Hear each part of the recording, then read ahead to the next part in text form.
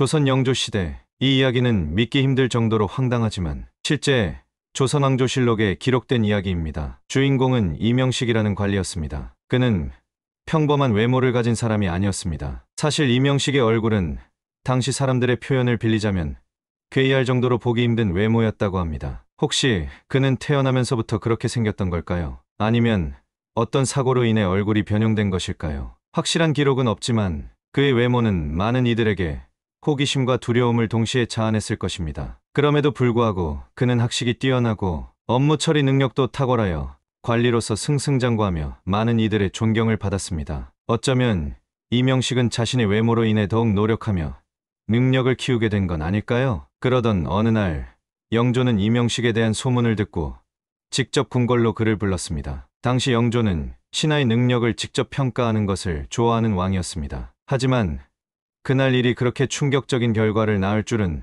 누구도 예상하지 못했습니다. 영조가 이명식을 처음 본 순간 깜짝 놀라 자리에서 벌떡 일어났다고 합니다. 어찌 이리도 흉한 자가 내 앞에 나타난단 말이냐. 내 얼굴을 보면 나라의 운이 떨어지는 것 같구나. 그 말에 이명식은 당황했지만 침착하게 자신의 능력과 그간의 공적을 설명하려 했습니다. 그러나 왕은 그의 말을 듣지도 않고 즉시 그를 벼슬에서 쫓아냈습니다. 그것도 오로지 얼굴이 못생겼다는 이유 하나 때문이었죠. 당시 궁궐을 지키던 신하들과 내관들의 표정이 어땠을지 상상해보세요. 놀람과 당황스러움으로 가득했겠죠. 이 황당한 사건이 발생하자 조정 안팎에서는 큰 논란이 일었습니다. 신하들과 관리들은 사사로이 모여 왕의 결정이 옳지 않다며 수군거렸습니다. 심지어는 일부 선비들이 상소를 올려 왕에게 항의까지 했습니다. 어쩌면 이명식이 억울함을 호소하기 위해 사람들을 설득하고 다녔을지도 모릅니다. 하지만 영조는 고집이 센 왕으로 유명했습니다. 그는 이 사건에 대해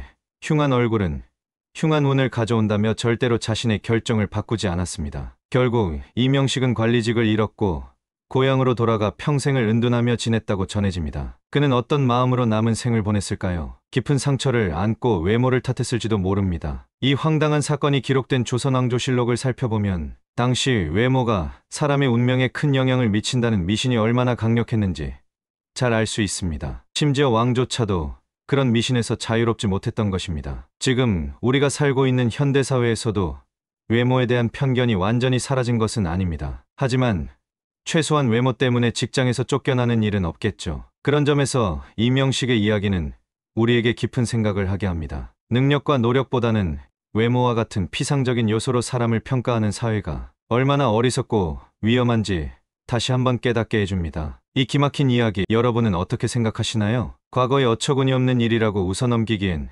어딘가 씁쓸한 뒷맛이 남는 이야기입니다. 다음에는 더 재미있는 소재로 찾아뵙겠습니다. 감사합니다.